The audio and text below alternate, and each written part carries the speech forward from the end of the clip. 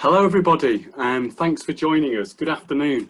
My name is Andrew Smith. I am the lead of the Sustainable Cities and the Urban Environment Research Community here at the University of Westminster.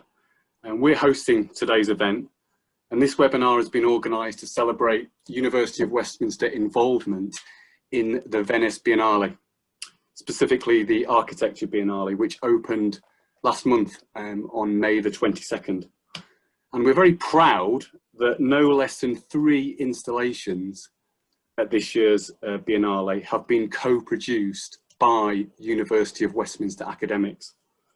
And all those installations responded to the theme of this year's event, which was how will we live together? So it's a really interesting theme, particularly for our research community, which is interested in sustainable cities, inclusive cities, just cities. And this afternoon, we're going to hear a little bit more about all of the Westminster co-produced installations. And we're going to hear from the people involved in co-producing those installations, not just the Westminster academics, but their partners and collaborators more generally. So hopefully you've all seen the schedule. The basic idea is we're going to go to each of the projects in turn. We're going to give each of the exhibitors 10 minutes to introduce their work. We're then going to take some questions from you, the audience, briefly for 3 or 4 minutes. Afterwards, after all 3 presentations, we're going to hear from Ifor Duncan, who's an academic based at the Foscari, University of Venice. And he's in a very privileged position because he's one of the few people who's been able to get to Venice. He's in Venice. He's seen all 3 installations in situ and therefore can give us a really good, informed, insightful take on what he's seen and what he's witnessed. So that's a really useful contribution, and thank you to Ifor for agreeing to do that for us. Just a few other things as well. We will, if we get time, have a short panel session at the end of those particular activities. So again, if you've got any questions that you'd like that panel session to address, then if you use the Q&A function that you'll see on the Zoom system below you. So if you have a specific question that you'd like to pose to any of today's contributors, then please use that function. If you've got a more general comment or a discussion point or maybe a link to some other work that you know about, then please use the chat function of the Zoom sort of system, which you should be able to find on your screen below. If you're tweeting about today's event, if you could use the hashtag SKU, so that stands for the Sustainable Cities and Urban Environment Research Community. So that's a hashtag SCUE. So again, please share your thoughts about today's event on social media. We're recording the event, so again, we should be able to share a video subsequently, which we'll be able to share the link with you now you've all signed up to the event on Eventbrite. So it's great to see so many people have joined us. We know it's a very sunny afternoon out there in London at least, so we don't want to delay you too long. We're hoping to make sure that everything is all sort of tied up by about 5:30. So that's the sort of basic schedule. So without any further delay, I want to hand you over to Lindsay Bremner and Neil White, who are going to talk about the first installation, which is called Between the Dragonfly and the Barometer. Thanks so much, Andrew. Okay, I'm going to try to share my screen at this point.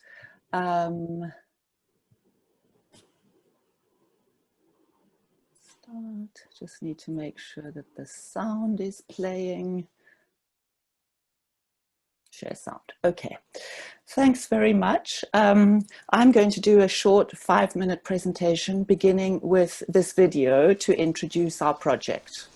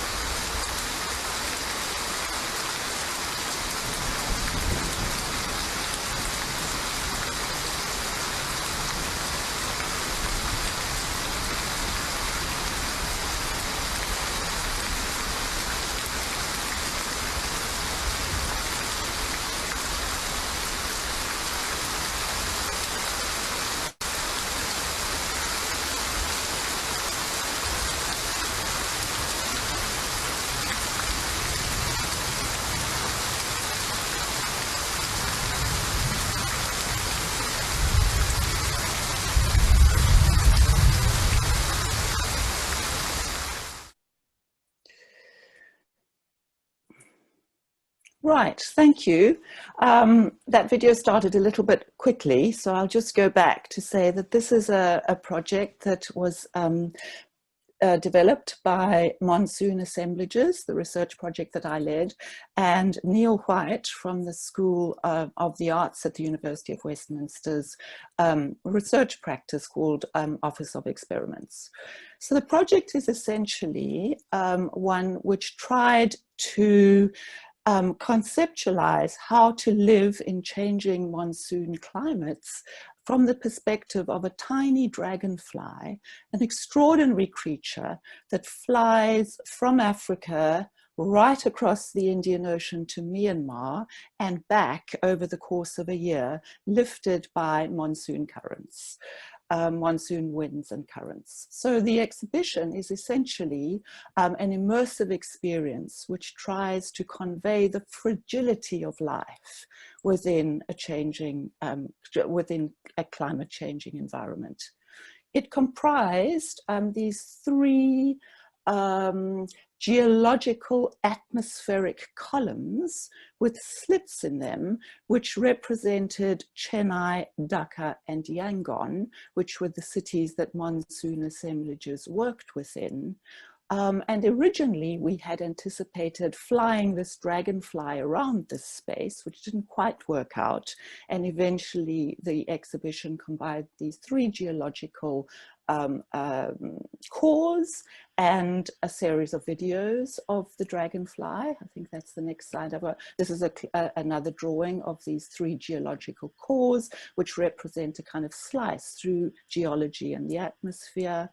And then we had 4 videos of dragonflies that were taken by our research fellow Beth Cullen, playing on 4 screens. We then had a series of maps which showed where in the world the dragonfly is found and how its habitation is shifting further northwards due to the changing climate. I've then got a slide that just quickly shows the various components of this exhibition, the hanging rigs that were made by John Cook, the sailcloth atmospheric cores, the city models, which were fabricated in the university's Fab Lab, and then these extraordinary geological cores, which were made by a former student in a workshop in Bristol. We tested this installation before we took it to Venice. Here you can see the test rig in P3 in the University of Westminster's basement. And here are just, here is an image of the installation in Venice, which we didn't do ourselves. We were kindly assisted by the Biennale team to install this installation. And then finally, before I hand over to Neil, I've got a couple of images of the installation. We were quite disappointed in how much light there is in the space, because the idea was that this would be a completely darkened space with this immersive kind of storm-like experience. Unfortunately, the space is far lighter than we thought. But anyway, that's how it is. So thanks very much. I'm going to hand over to Neil at this point to talk about the work that he did for the show, which involved the electronic aspects of it. Thanks, Neil. Thanks. I'm just going to see if I can share this video, which I will talk over. So that's the setup that you've just seen in Ambica P3. I'll let it play for a little bit because the sound, hopefully you're getting the sound.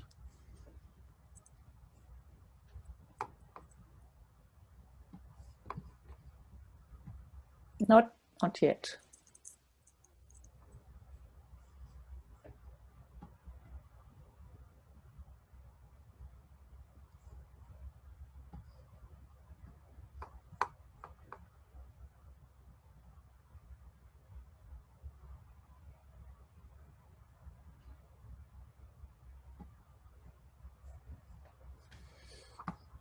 Okay, so just to give you a little glimpse of what we were doing, and just thank Lindsay and her entire team for inviting me and my team to work on this.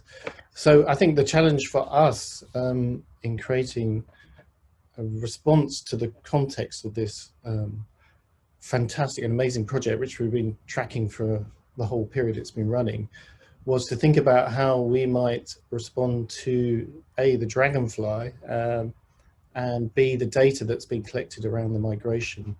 And what we wanted to do was to break somewhat, as coming from an artistic perspective and looking at the dislocation of data, how we might respond to, should we say, bypass the cognitive function of information, rather than the information visualization, to go towards a kind of direct sensorial experience of the data. So what you saw a little glimpse of there was data taken from the NASA meteorological system that's monitoring the region. And that takes each city over 6 months, takes the data, and then we have translated it to compositions which are 6-minute storms. So you get 3 6-minute storms, which are basically 3 6-month periods. And each storm has a different shape depending on the exact city or region it's based around. So we went through acts of translation and interpretation. And one of the reasons we were doing this is because we are so remote from the research itself, the region, but we're also interested in how people might respond to non-informational experiences of climate change when you're dislocated or disembodied from the actual place in which these things are happening. So this is part of a longer research project which we've been doing, and we haven't got time, but if I had an hour, I'd share with you other research projects we're doing, which we're looking at dislocating data around climate change in relation to insects such as mosquitoes, but also looking at seismic data collected from global sensors.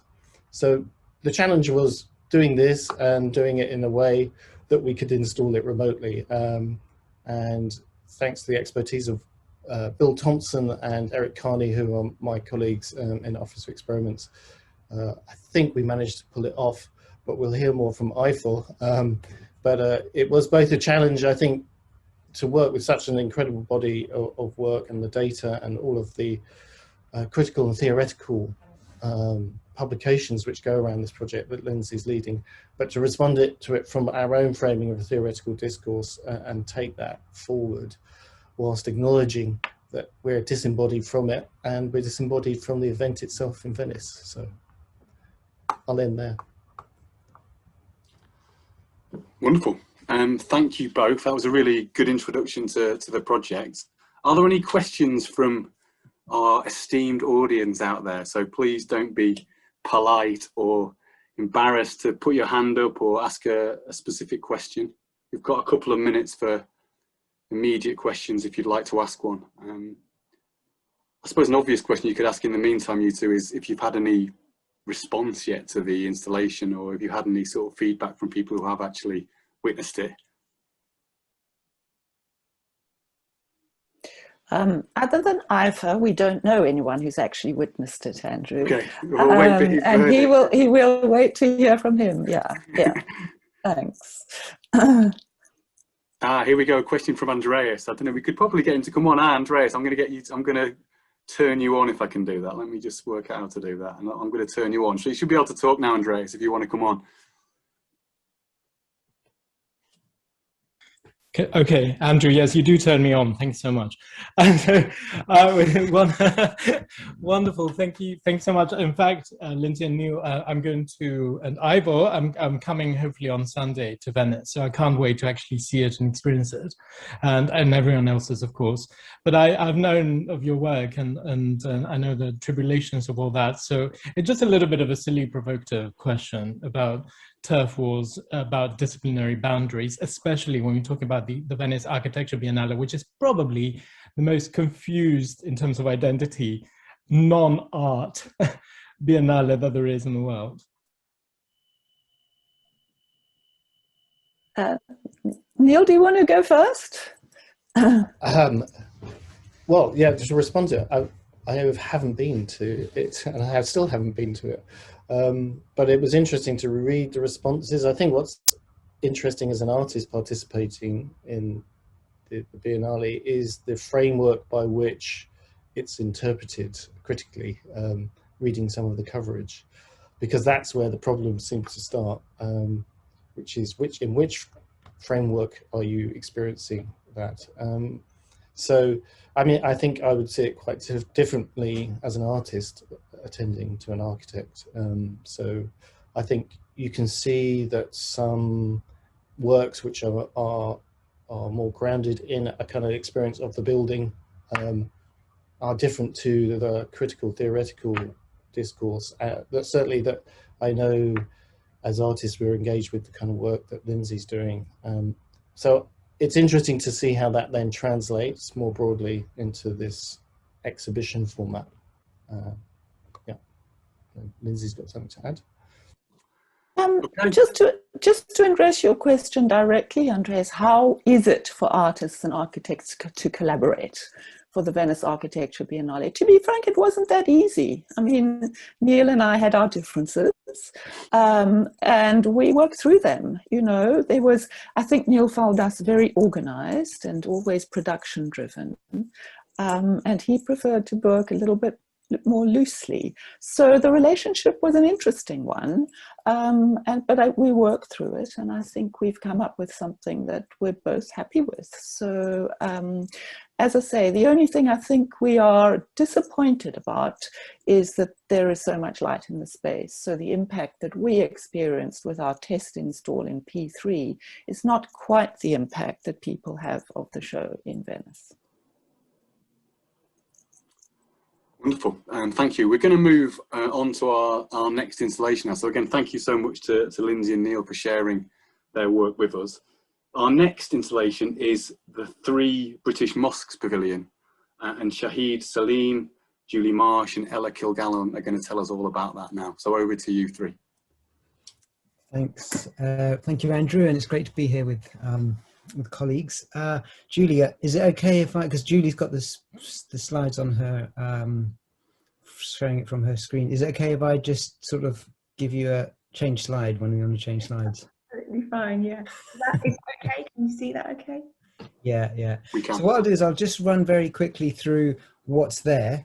I won't try and explain too much of the overall background, because that can come out in the conversation, because there's kind of like a couple of key elements to the project. There's the creation of replicas of parts of these mosques, and then there's the film project that Julie was involved in, which was going on from before our project, so we sort of combined projects there.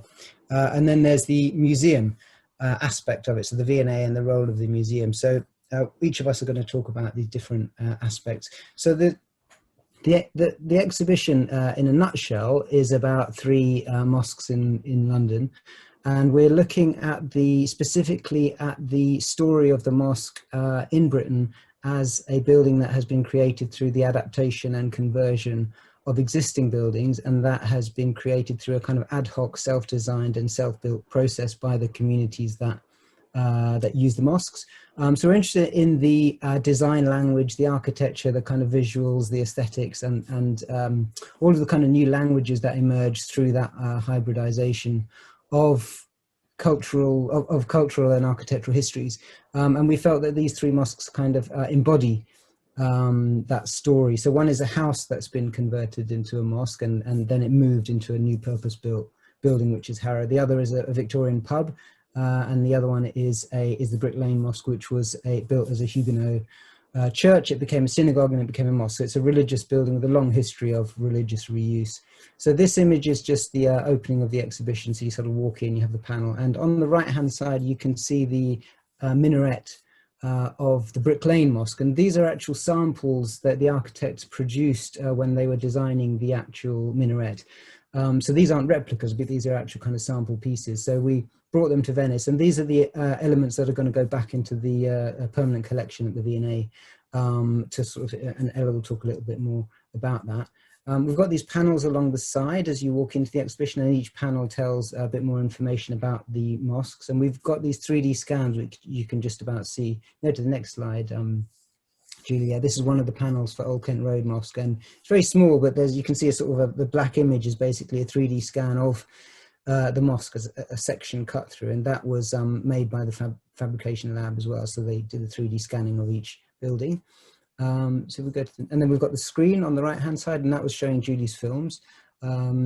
Then as we walk in, the elements are arranged sort of around the space basically, and we had sort of part of it was carpeted, and we had to leave part of it uncarpeted to be able to walk through. We'll go to the next one. Yeah, so this is the these are just general images of the exhibition space showing how each element is intended to be a kind of fragment. So it's intended that you're walking through a series of fragments of architecture essentially, and they are you know, facsimile replicas as it were. So we're building them as stage sets. Next one, Julie. This is an exterior of the Brick Lane Mosque. It's a 1743 Huguenot building. If you just look on the left-hand side of that photograph, there's a sundial on the pediment, and you'll see that replicated later on. And you can see the minaret here on the front corner. Next one. And this is the interior of the Brick Lane Mosque, and this is the main prayer hall, the main men's prayer hall. And that sort of what you're looking at is what's called the mihrab, which is the front piece, if you like. It's where the kind of imam will stand and lead the prayer. Next one. And this is our reproduction of that element. So we were trying to sort of build it sort of as if it were in situ, or as if you're in situ. So the idea is that you kind of have a sort of physical experience with that, with the element as well. And the next one. And these are the other three elements of Brick Lane that we built. On the left-hand side is the female prayer space, which is in the vaults of the building. In front, you can see the sundial that you saw on the pediment. And on the right-hand side is a dormer window, which is right at the top of the building, which has been used is part of a classroom, and it's been used to put Arabic letters in to aid children's education. Next one. And this is a photograph of the vault which is the female prayer space. And the next one. And this is our reproduction of that. So again, you can sort of see it as a kind of sort of fragment of that building. Next. And this is the dormer window that's been recreated. So you see the Arabic lettering placed in the windows, which is as is the case in real life. Next one. This is an exterior of the Old Kent Road Mosque, which is a mosque of a Nigerian community, and it was converted, I think, in the 90s, and you can see sort of different elements that have been applied. So motifs have been applied to the windows, the window frames have been painted green, but the overall kind of fabric of the building remains. Next slide.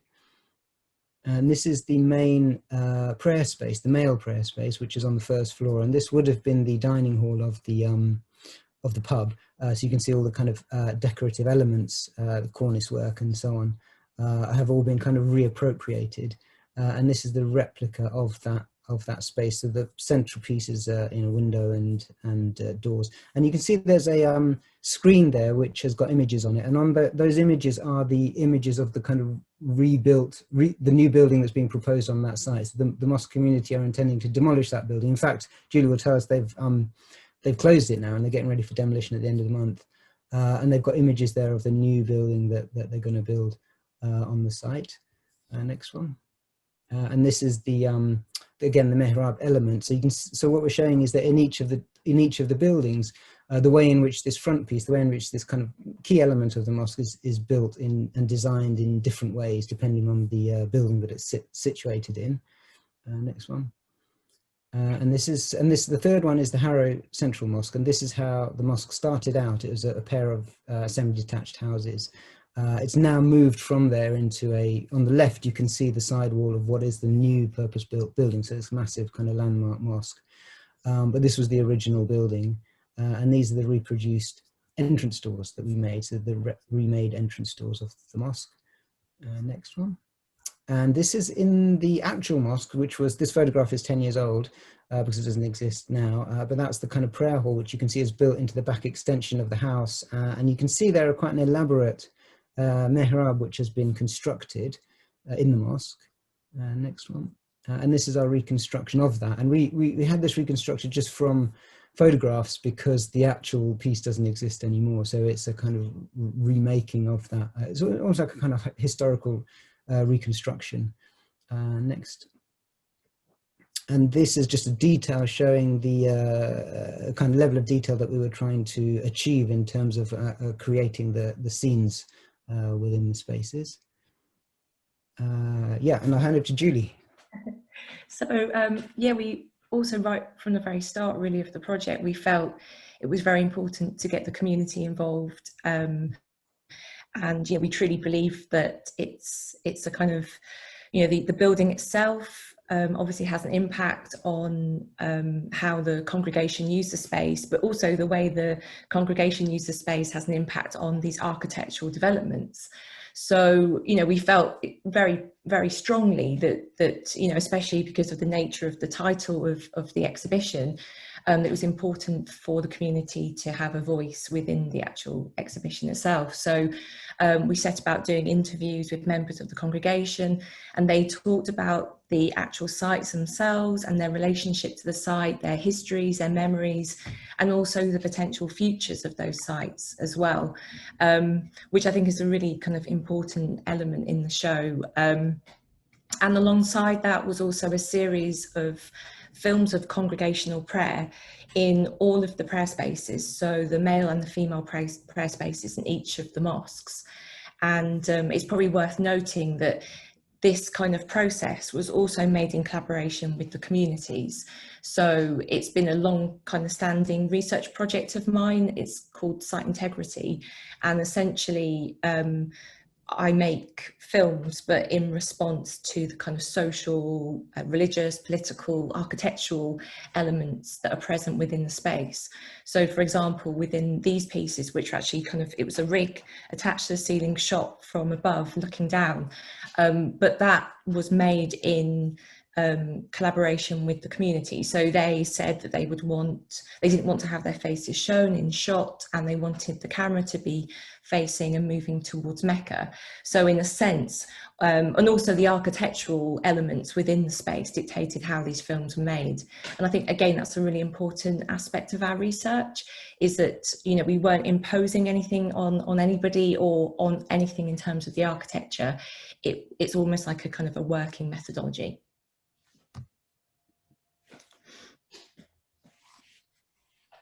Okay, hello.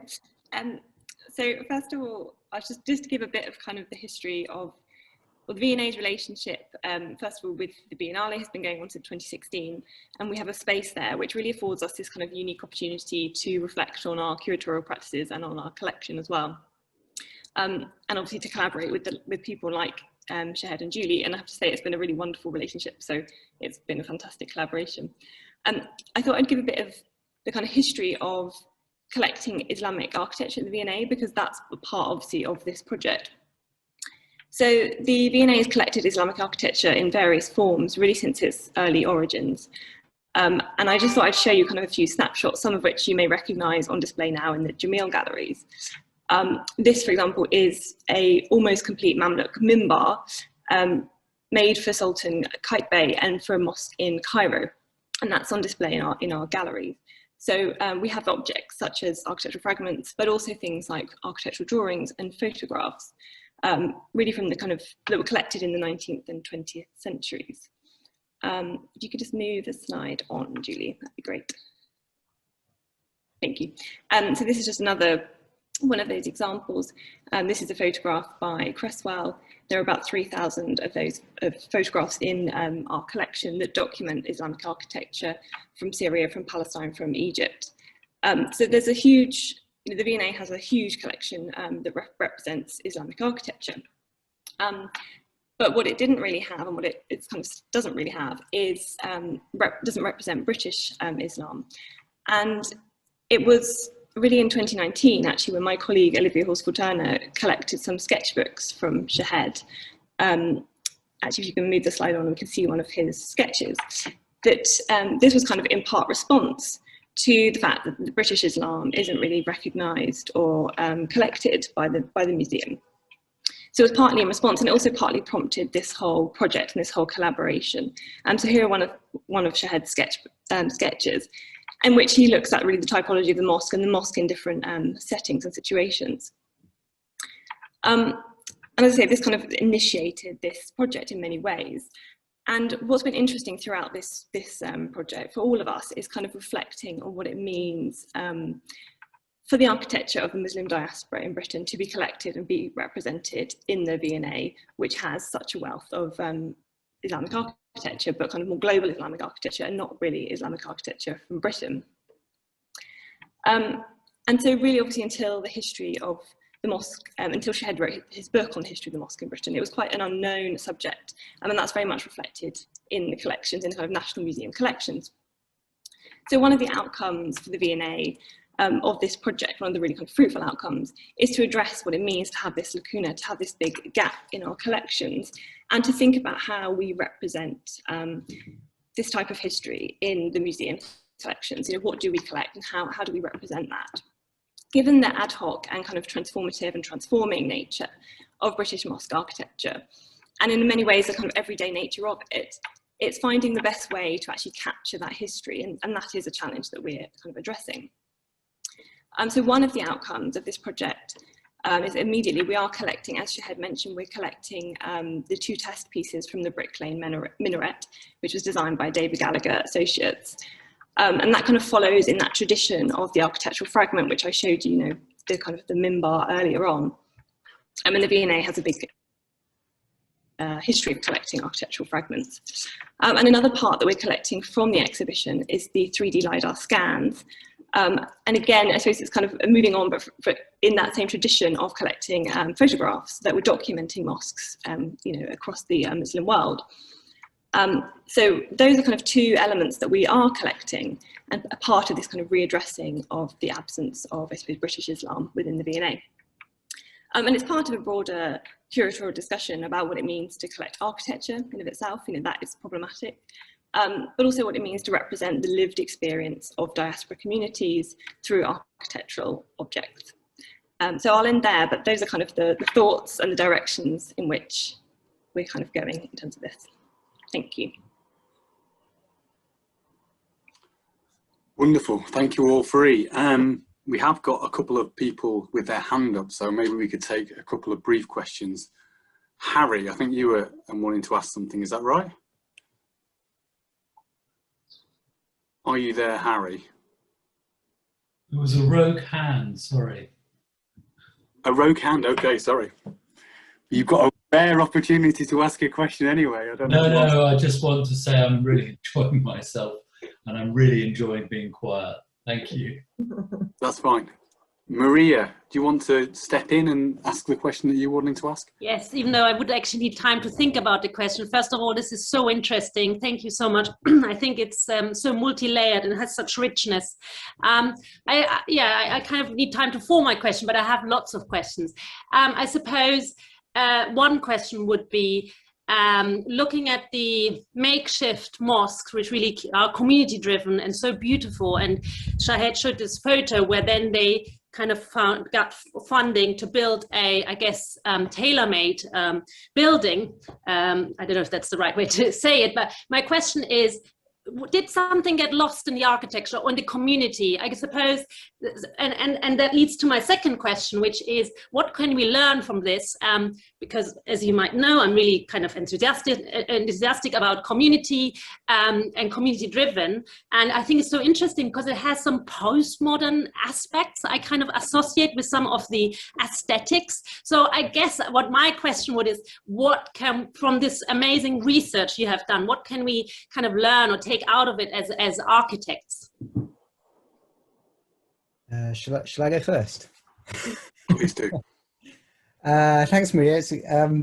I mean, just in terms of your first question, like, or the first part of your question, like, what does anything get lost in that process of moving from the kind of makeshift self-built building to the intentional, tailor-made, architect design building? I mean, I think, from speaking from the heart, I think it's on one level, it's kind of tragedy, like these fantastic visual, emotive pieces of architecture and things that people have built. I mean, that Mehrab in Harrow, for example, the story is that the guy who was setting up the mosque, now he's an elderly gentleman from Pakistan, so he had come and migrated, lived in Harrow, set up the community and so on, set up the mosque and, with the community. He went to Kashmir, he found a carpenter who had various options of he could build this, he could build that. He got the carpenter in Kashmir to make this particular mihrab. He flat packed it and put it in his, I don't know, sort of got it on the airplane somehow and brought it back and then reassembled it. So those are the kind of stories of these pieces which are kind of being replaced by a much more professionalized process of building. So on one level, yeah, it's a great tragedy. And when we looked in some of these buildings, and when we looked in the Old Kent Road, because Julie was working there already, we went there and we thought, oh, this is incredible, and it's going to be destroyed, and don't destroy it. But on the other hand, that's the process that we accept as, we all accept as part of the process of evolution and the kind of institutionalization of the communities and of their kind of culture. So again, that's one of the things about what this project tries to do, is capture this moment in the architectural history of the mosque in Britain, which is otherwise going to sort of disappear without a trace. I mean, Old Kent Road now will be demolished. I think Julia's saying end of the month or something, or it's closed now and they're getting ready for demolition. So all those beautiful interiors will be gone, and at least we've got these kind of replicas, and at least we've got the scans. I can't remember what the rest of your question was now. Am I still on loudspeaker? Yeah. Yeah, you can hear me, sorry. I suppose what you're saying, they're recorded, which is fantastic, but I suppose looking into the future, and I think how you put it into institutionalization, sorry, that how can we, I guess, create a richness of architecture when it becomes professionalized, that kind of gets rid of it. I think these are kind of really important questions to ask, because otherwise it goes through that process, and I don't want to, I don't want to be judgmental, but something gets lost on the way. Maybe something gets gained as well. But having an awareness of what it is, and not, I don't want to say only, but not just seeing it as a historical, tracking and recording, but actually, what can we learn of it, and how can we, apply it in I guess, is it maybe scale as well? That something which is smaller obviously can be, as soon as it becomes bigger, you will have different issues to deal with? Yeah, maybe that's one thing, because as soon as you need bigger buildings, you need a particular kind of system that's going to be able to produce those buildings, which is going to need a certain level of kind of professionalization. I mean, one way of responding would be that architects can never create a vernacular. So, once you're trained, you already, any kind of like vernacularization that exists within people that's been knocked out of you because you've been trained. And J.M. Richards, who was a writer in the 50s, he was the editor of the AR and so on. One of the things he said was that he wrote a lot on the vernacular of suburban houses and so on. And he said that architects can never do vernacular. So I think that question of how do we sort of retain some of that spirit, or almost like recreate some of that spirit, I don't know, actually, to be honest. I don't actually know, A, if it is possible, and B, if it can be taught. So I guess we're trying. But I'll let some of the others respond. Otherwise we can talk, Maria. Yeah. But I was going to say that through the interviews, and I guess this is more relevant to both Harrow and also to Old Kent Road, but with Old Kent Road Mosque, I was asking a lot of questions around the future and how they felt about that. And there were many of the congregation members who said how, that they had been there for their entire life, and that really important things happened, and they got, they got married during that period, and that they're really sad to see the old mosque go. But they all ended with the same line, which was essentially, but it's our future.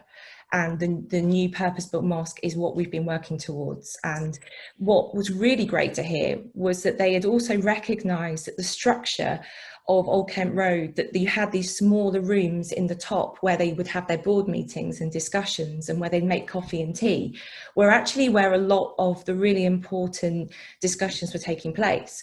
And they actually talked about how they had maintained that in the proposal for the new purpose-built mosque. So for me, that's really, really quite encouraging. And I think that probably ties in quite well with your question, that they've understood what the architecture meant to their growing community, and that they've retained that. And I guess some of similar concerns for Harrow Mosque too, that when they were talking about the old mosque, they talked about You know, it had a very special place in their heart, but they saw it as a place of progression, and they saw it as a way that they've been able to build, and then they've been able to grow their community. And again, they ended on the note that now, you know, they were able to offer events, social events for the wider community to also come in and take part in, which they hadn't been able to do with their more kind of, you know, the smaller ad hoc buildings. So it actually felt very kind of positive, and I was expecting slightly more of a kind of melancholy feel, but actually they all ended on the line that it's about progression, and it's about growth and community growth. Thank you. Wonderful. I think we're going to move on to our final project now, our final installation, but there will be some time at the end of the event for some further questions. I know Samir's got a really interesting question, which maybe the contributors could maybe answer on the Q&A, but we could also incorporate into the discussion later. But could we now move to our third installation, which is the African Faber School? So if Paolo Cascone and Maddalena Lagarda could come and tell us a little bit more about their installation. Thank you, Andy. Thanks everyone for joining us today. I will share the screen.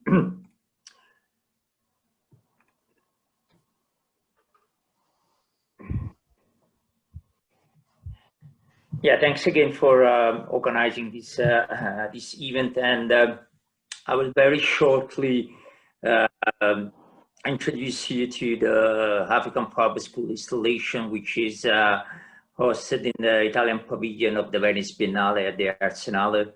The African Faber School project is a project which was starting almost 50 years ago, and the project is trying to decline a possible alternative of decolonizing architectural education in Africa, and mainly in sub-Saharan Africa.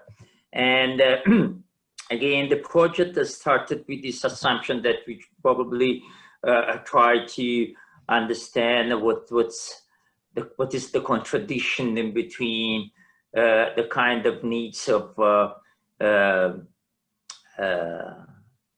small and urban infrastructure in these regions, and amount of schools and fab labs that we have in Africa. Some of them are more or less independent, and the African Faber School was somehow developing a sort of a very specific work related to this question of connecting high-tech and low-tech culture, creating a sort of a relationship in between climatic issues, material system, with the aim of trying to investigate on the social role of a possible school of architecture and urban ecology in Africa. So we were starting to, when we were invited, actually we were starting to... Sorry, Paolo. We don't see your screen. Oh, sorry.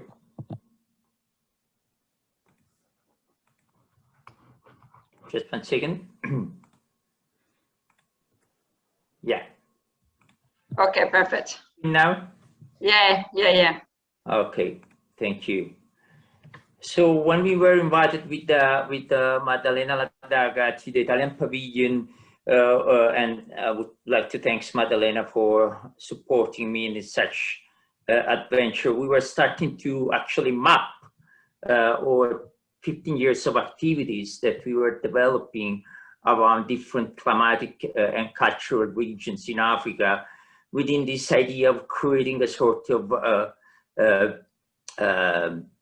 methodologies that could connect different aspects in relation to socio-economic and climatic issues. So it's very difficult for us to understand how we could develop an installation that could, in a very direct way, explain this kind of complexity.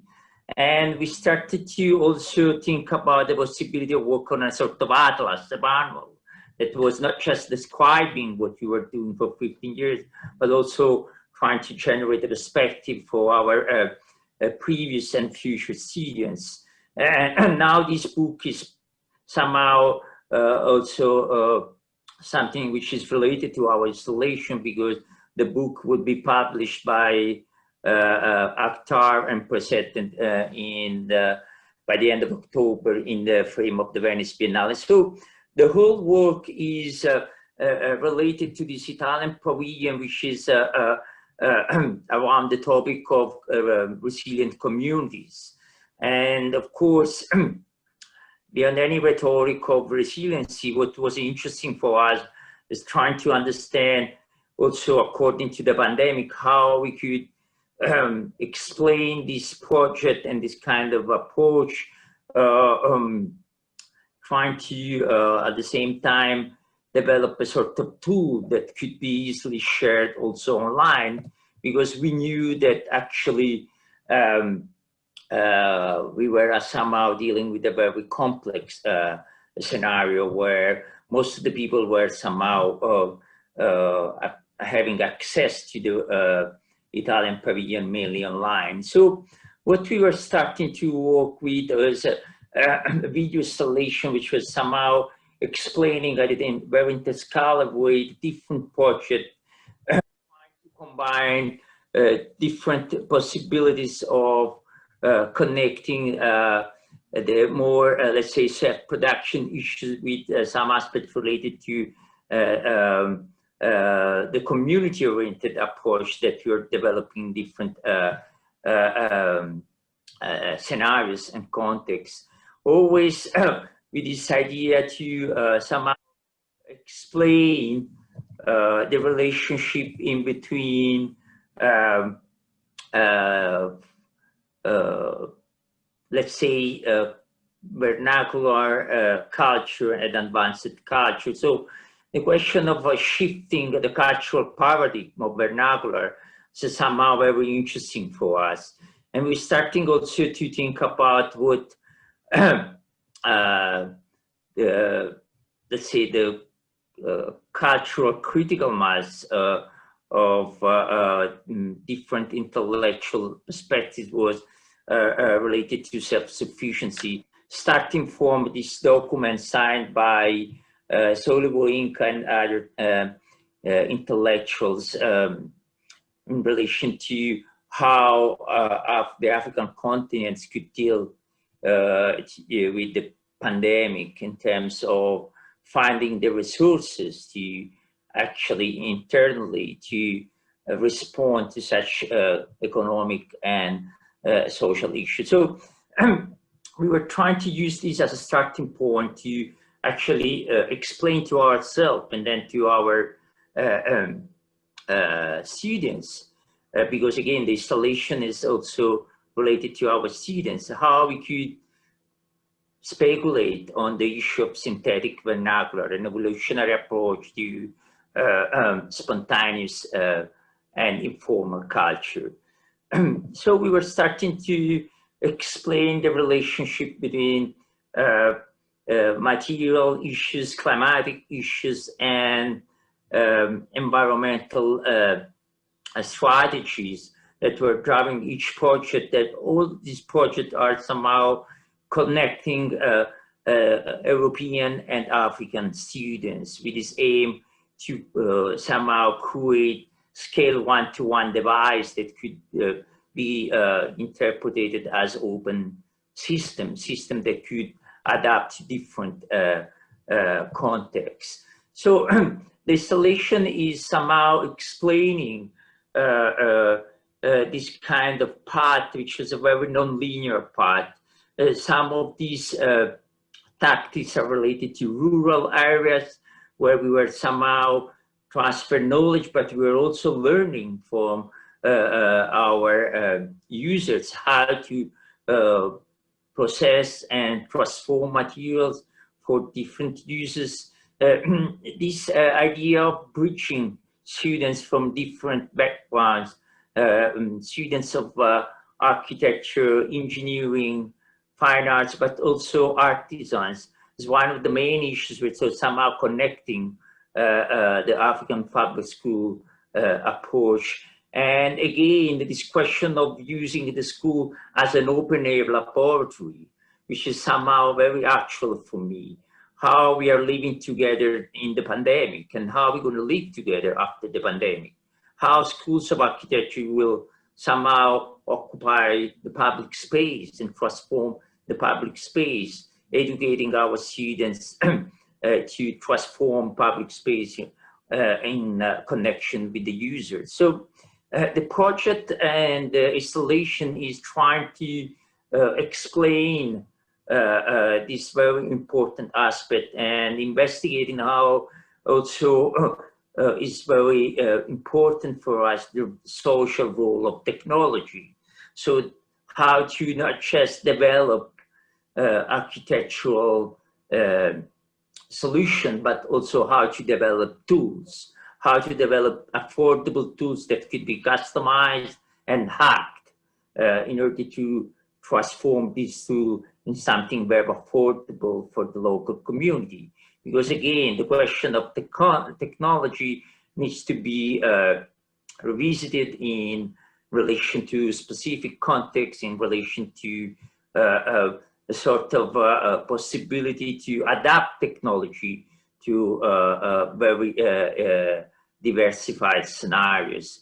And the role of production is very important for the school, because most of these projects are somehow laboratory of self-production, like this one in Dakar, where we were dealing with a group of artisans in order to develop the first Fab Lab of Senegal. So the last aspect that we were somehow explaining in our installation is the final output of our research and investigation, which is related to the project that we were developing in Cameroon, thanks to a grant from the Italian Ministry of Foreign Affairs. This project was a project of both an architectural idea of let's say a cultural hub for the local community, but also a training program where we are basically involving our students to design and build the cultural hub in Douala. So the whole installation is trying to somehow explain this very diverse output that we were developing, and is also explain the relationship between different opportunities to speculate on material systems in relation to climatic issues and environmental performances.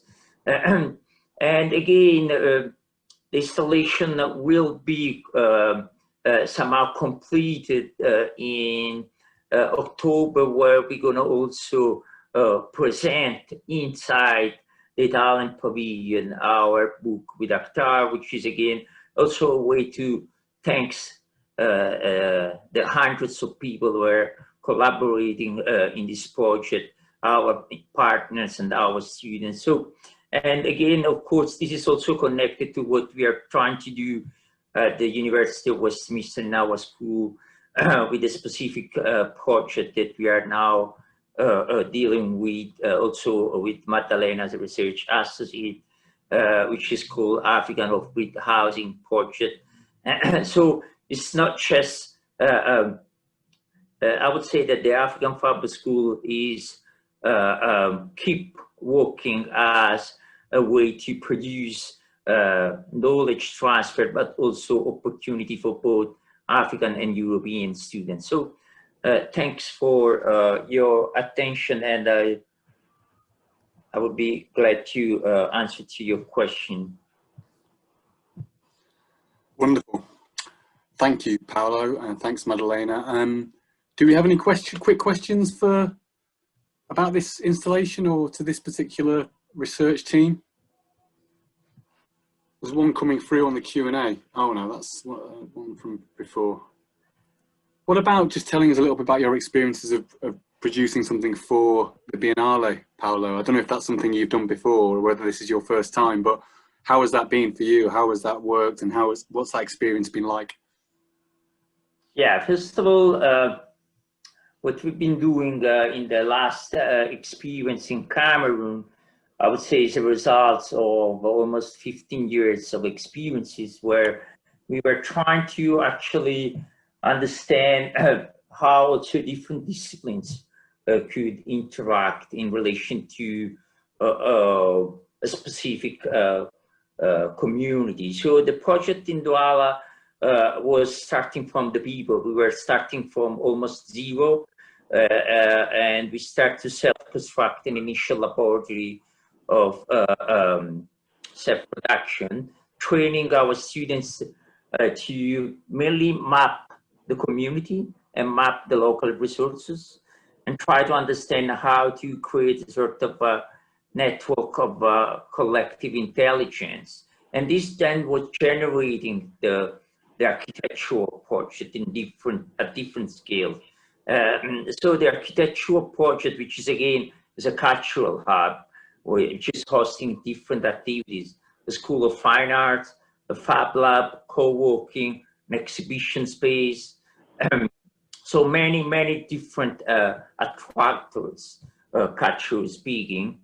I think this is the final result of a very complex and very challenging participatory approach that we were trying to, and we are very curious to see how this is going to work, because of the pandemic, we couldn't go to opening. So we are now trying to understand how we could still interact with our partners, and how this could become also part of an European network for the next years in terms of educational and research activities. We've got a quick question from Lindsay about decolonizing architecture, and I just wondered if you had any comment on that, about how your work links with that particular ambition. What's the sort of, especially given your sort of background and who you're representing and who else is involved in the project? Yeah, the question of decolonizing architecture is crucial, I would say, because it's really about trying to learn from another kind of complexity, which is coming from informality. And this complexity sometimes is follows different logics that we need to understand in order to also evolve our way to deal with complexity, adapt our digital technology to such complexity, which most of the times is much more, I would say, related to the specific needs of a local community. So in terms of teaching, this means that probably we need also to revisit our way to think about our classrooms, our studios, creating other ways of engage our students directly in relation to a community. So there are many aspects that are somehow driving this process.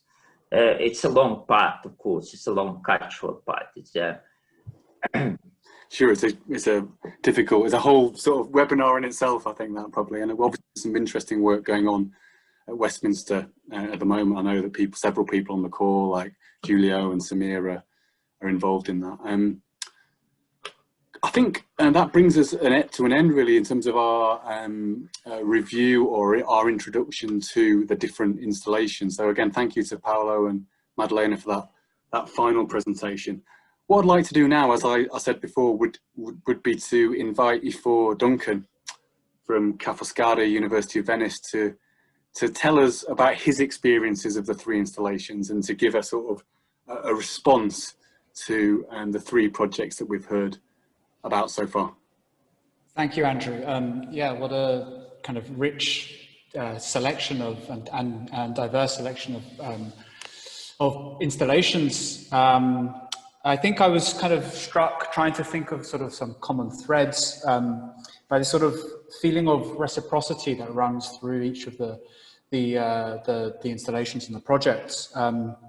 So in the words of one of the interlocutors from 3 British mosques, Siddiqua Dawodu, who's a member of the Old Kent Road congregation, she said that a building shapes a community. And, you know, she's talking from the context of a mosque in a former Victorian pub. And I was reflecting on this by then also thinking in line with Julie about how indeed a community shapes an existing building in turn, and that seems to be one of the key dynamics, which I'll come back to, I think. But then thinking about this through Paolo and Maddalena's project in the African Fabbers School, and thinking about reciprocity there, so how knowledges are transferred through the kind of the itinerant self-construction laboratories that they've been holding. So these are spanning, you know, across Africa from Morocco, Ghana, Mali, Burkina Faso and Senegal, but also in Italy, in Naples, for example. And the video montage exhibited through a shifting set of tiles offers a way of reflecting on multiple yet connected projects moving from one into another across these distinct geographies. So the question of reciprocity here then is not only how the engaged communities might shape their buildings, but to consider how this laboratory practice might have been influenced by encounters with their participants. So a process of learning that might have taken place. Indeed, how Paolo and Maddalena have learned in each location and taken what they have learned forth to their further encounters. And then in another series of reciprocities, it's fascinating to think through how meteorology and the barometer as an object, and entomology and the dragonfly as a kind of dynamic life force encounter one another through the scale of processes and shifting dynamics of the project of Lindsay and oh my God, Neil's project. I beg your pardon. But how they narrate one another in sort of shifting environmental conditions. So then perhaps rather than just the kind of the spirit of how can we live together as the Biennale this year is themed, these projects are already addressing how lives, systems, beliefs and practices are already coexisting. But okay, I'll take you into the Biennale itself now, and the moment when the monsoon breaks in the pavilion, the rains start to fall on the hour. The installation between the dragonfly and the barometer, living borders in a changing monsoon climate, produces both a communion and a disjuncture of meteorology and entomology through frictions of sound, geological samples, and moving image. The dragonfly traverses mists and storm clouds, rains and lifting fogs, and emerges from dense vegetation and the still ponds where they reproduce. In the video, the industrious dragonfly seems to gather and be gathered by the monsoon. Through the airborne presences of water and insects, the video seems to ask, how does the dragonfly inhabit the monsoon, become a part of it, the monsoon assemblage, and in turn, how does the changing monsoon alter the behavior of the dragonfly? As the wall chart explains, from 2006 to 2017, the dragonfly territory, the range of its migrations, has expanded from a diagonal line just southeast of Cairo, all the way to sightings in Europe. Indeed, not far from Venice on the Dalmatian coast and in the UK. Here the question is asked, how can the dragonfly act as a portal into monsoonal dynamics and to think and traverse scalar borders, where the movements of vast weather systems, countless water particles, and millions of individual insects help to think across geopolitical borders and through changing environmental patterns. The recordings of rain fluctuate, thunder strikes, travels into the distance as the rains build once more, its cadence intensifying. Closing my eyes, the sound is thick, dense, amorphous, in flux, like the airborne waters of the monsoon. How then does the sonic intervention of rain communicate scale, challenge borders? Perhaps the sound of rain and the images of dragonflies immersed in the monsoon speak to rain in the communication of multiple scales, as themselves a challenge to borders, geopolitical, but also spatial and elemental. You can really feel the rain's vibration, its cooling effects. Its sound produces an immersive experience, an encounter with monsoonal dynamics, or the dispersed rhythm of millions of pairs of wings.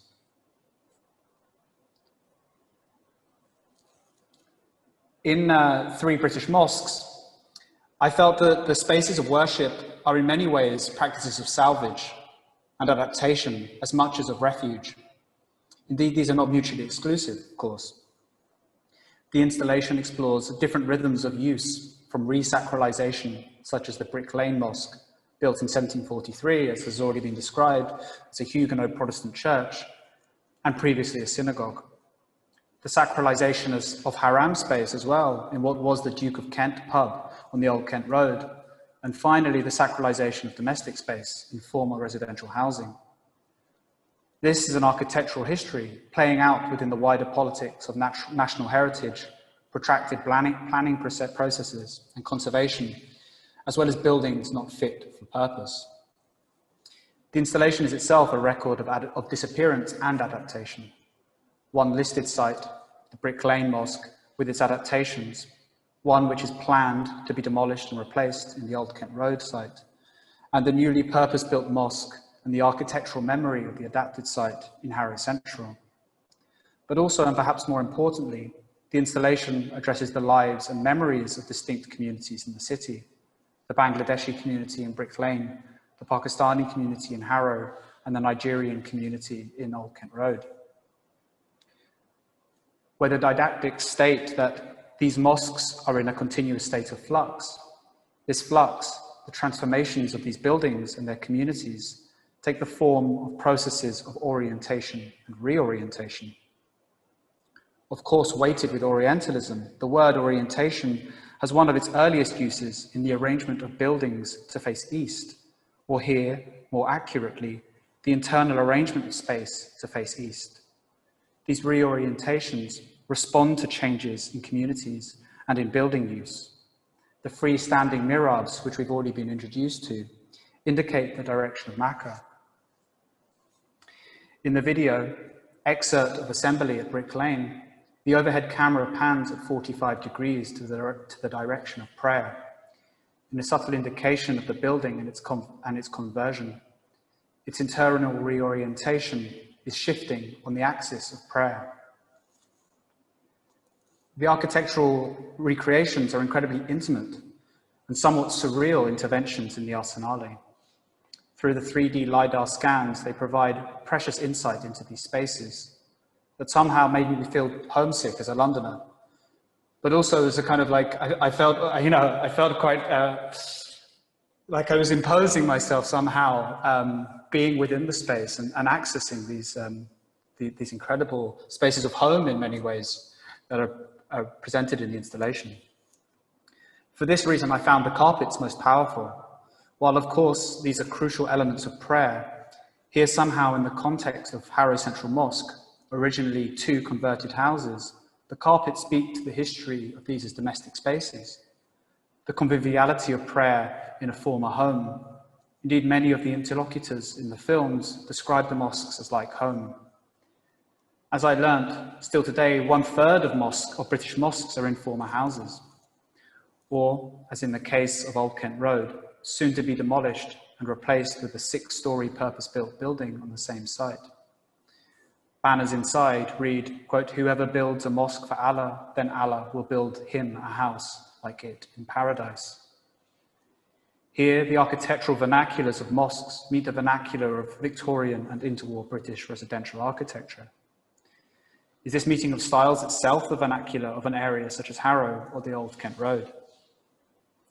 It seems even more opportune to stage this within Venice, a city which is increasingly perceived as a museum, its architecture preciously protected, and yet whose, albeit shrinking population, is itself defiantly alive and adapting.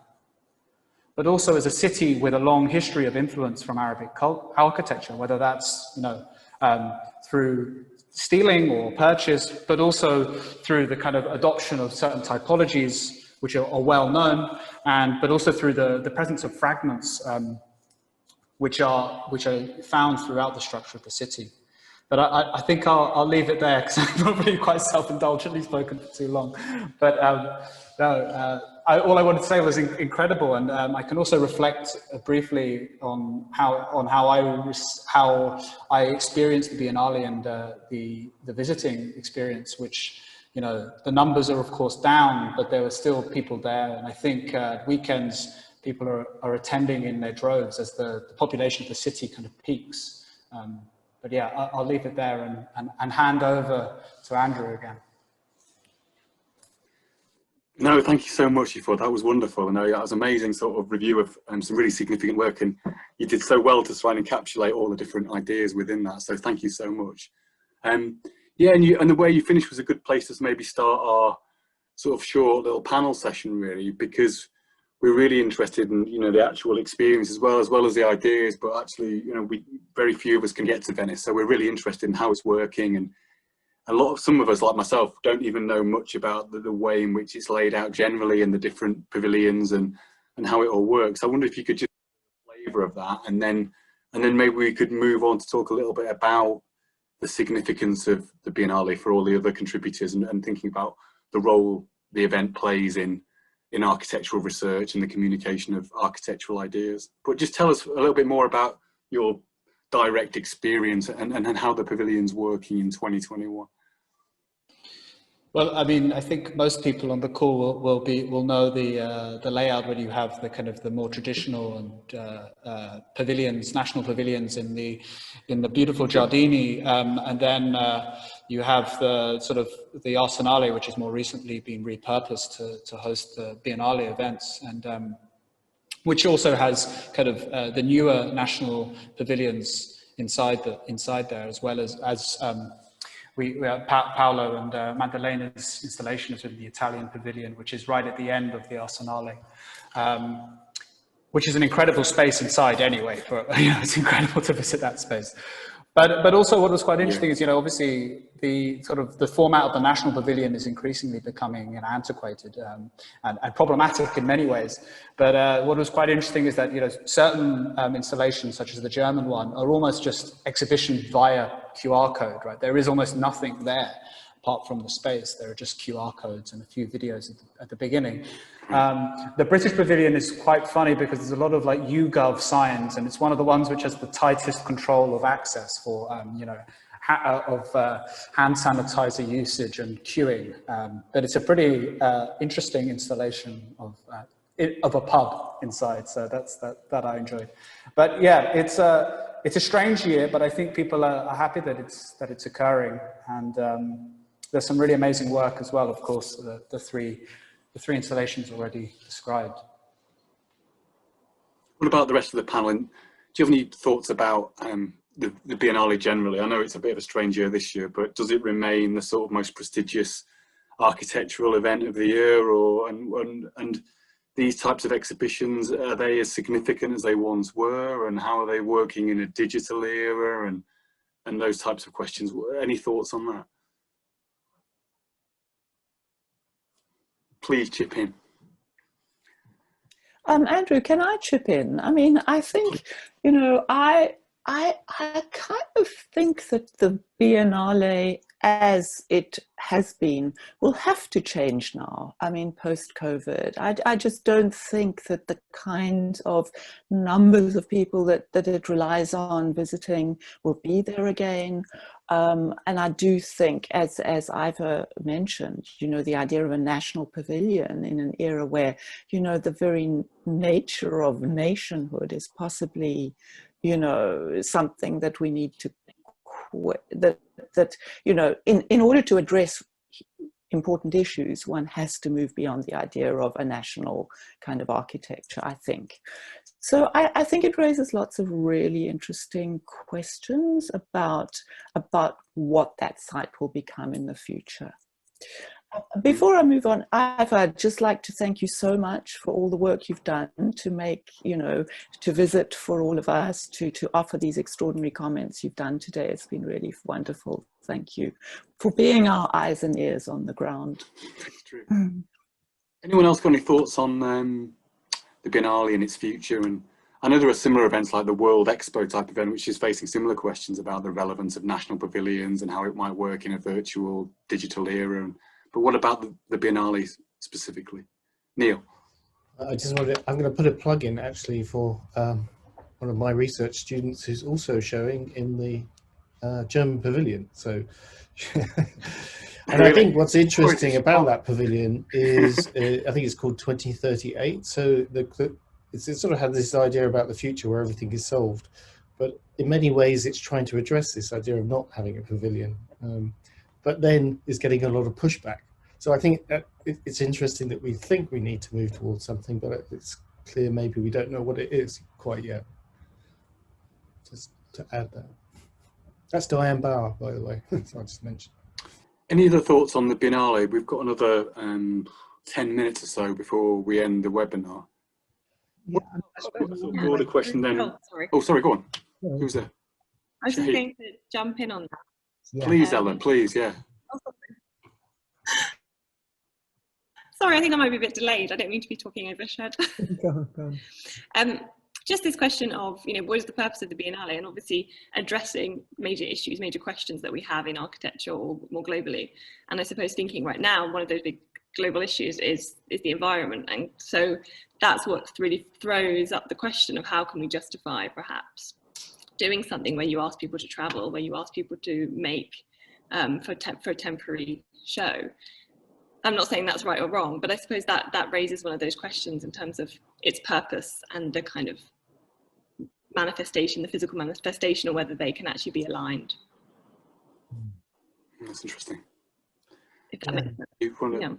Yeah, that's also, I mean, it's a kind of similar, related point really in terms of the kind of role of the role of what happens at the Biennale in terms of what it means for architectural research and architectural thinking. Because I suppose one of the points of it would be that it's a space where lots of different people from different places can think about a particular theme, set of topics, set of issues which are very relevant and pertinent and contribute in different ways to kind of to architectural research and architectural thinking. So it becomes this kind of hotbed or kind of melting point, almost like a very condensed sort of university or sort of research hub, bringing lots of ideas together that people can go to, find different things and take away from, and sort of then use that in different bits of work that they may be doing. And I suppose one question is it effective in doing that? Because I think that would be the kind of value of it. And I think it probably is, because there's so much there that, I mean, we unfortunately were there for a sort of not enough time really to look properly at stuff, but just by looking at some of the things that we did very quickly look at, you can see a lot of, there's a lot of work behind each installation. And, I think, and I did sort of glance at some of the ones that we've looked at from colleagues today, and unfortunately, hopefully I can go back over summer and look at them properly. And I did find that actually looking at, there's a lot more online material this year, I think, because a lot of people can't go. And I think when you look at the online material, it's almost like you need to look at the online material to then be able to go and look at the actual work in the Biennale. It's almost like then you get the most out of it. I think looking at it all just at the exhibition can be quite overwhelming, I think, because you don't know how to digest it. So maybe there will be, like Lindsay, you're talking about, will the format change, or it has to change? Maybe there will be more that kind of idea that it's not a single event that you just go to and try and cram everything in like a day, but you actually live with it for a sort of 6-month period, and you kind of, you dip into the online stuff, you maybe make a visit, or hopefully you make a visit, but you keep circulating back to the themes of it through different media, which that's my intention. Whether I do that or not is the question, but hopefully I'll be able to do that, because I think, just by even having the work explained today, you just think, there's so much there that we can get value from, I think. I mean, again, you've been there as well, Shahid, but how well do you think people did address this pivotal theme? So it was a really interesting theme, wasn't it? How we weave it together for your work. Yeah. But when we have these themes, people some people engage with it very directly, and some people there's a very tenuous link to. Yeah. Just wonder how well you think other work within the exhibition really tackled that core theme that was that Sarkis Yeah, I thought it was interesting because I mean I sort of immediately come from the kind of social, cultural, how do people socially live, culturally and socially live. But then going to the Biennale, I saw that there's so many other ways of thinking about that in terms of living with the environment, in terms of the kind of geological time that I think issues that have been raised by the work that we've seen as well, issues with from what cross-cultural work like Paolo's work as well, and Lindsay's work about living with environmental changes and environmental sort of issues. And I think just realizing, I mean, obviously it's something that we should always be aware of, but just our approaches are just one small way of dealing with this, of addressing a particular topic. So I think I suppose there's always some address the issue more directly than others, but I think that's kind of okay because it's broad enough to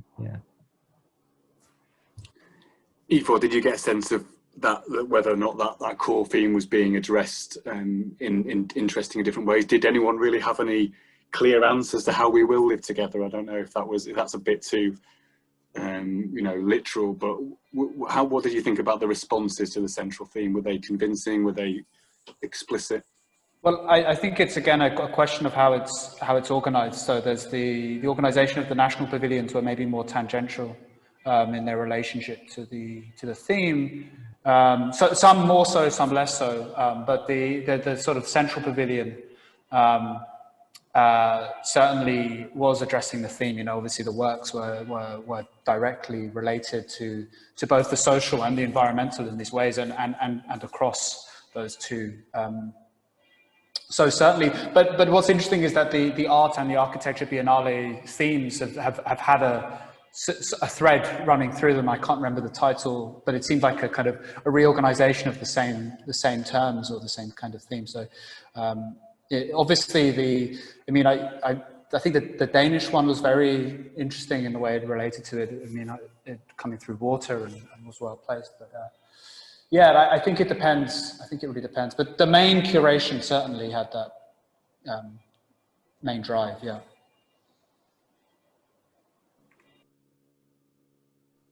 Just got a few minutes left, but the one final question we were going to try and ask you was about sort of research, really, because we know obviously you've been working with academics, or you are academics. So I was quite interested in finding out what role your installations sort of play in this research process and how you see their role. Are they just simply ways of communicating your research? Are they research outputs in themselves? Are they part of your research methods and your mode of inquiry? Are you hoping to get sort of ideas and feedback from them that you will then incorporate into your subsequent work? To what extent are these research pieces, and what role do they play in your research? Here's a tricky question to ask it. Yeah. I just want to. Can you hear me? We can.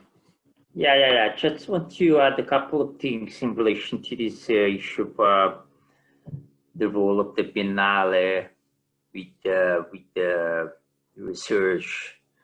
From my experience, from the experience of the Italian Pavilion, let's say that the Italian Pavilion was really criticized because it was too research-based, okay? And that was quite interesting because, I mean, from my point of view, it wasn't enough research-based. But again, it's the National Pavilion are always mirroring a sort of kind of pressure between academia and the practice. In this case, what the curator was trying to do, because the curator was coming from the academia, is actually teaching as a full professor in the UK, was trying to transform. I'm not sure if the result was somehow good enough, but anyway, I was trying to transform the Italian Pavilion as a sort of research laboratory. So we are now developing different kind of webinars and lecture series from now until the end of the Venice Biennale. And again, I mean, this is quite ambitious. Of course, the way of attracting, especially researchers and students in this kind of situation, is very, very complicated. Everything needs to be developed online, and it's a new format. Again, it's very challenging. I think, generally speaking, it's quite positive that the Biennale was organized this year. And of course, it wasn't like we were expecting, but it was very good to make this happen, actually.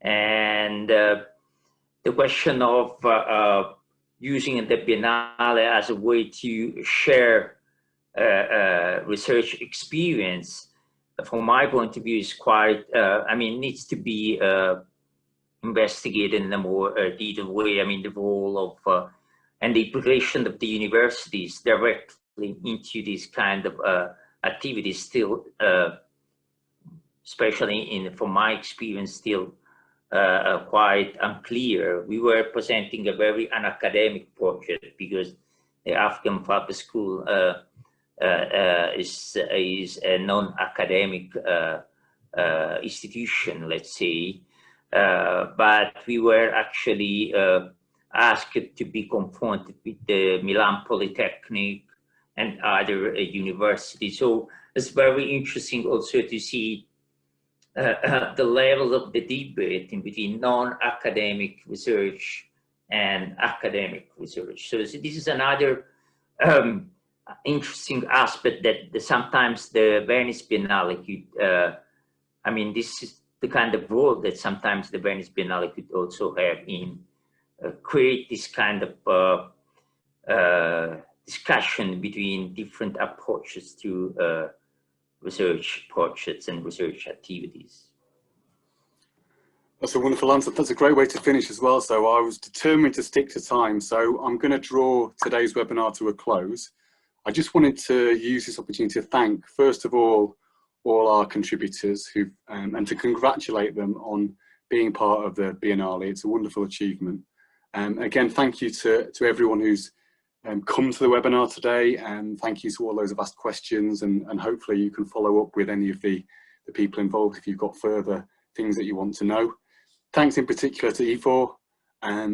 Again, he did a wonderful job with his response. We're all impressed with his fireplace as well. So a very sort of Venetian setting that he finds himself in. Unfortunately, I'm in an attic with a dormer window. I haven't got quite the same architectural interior to show off.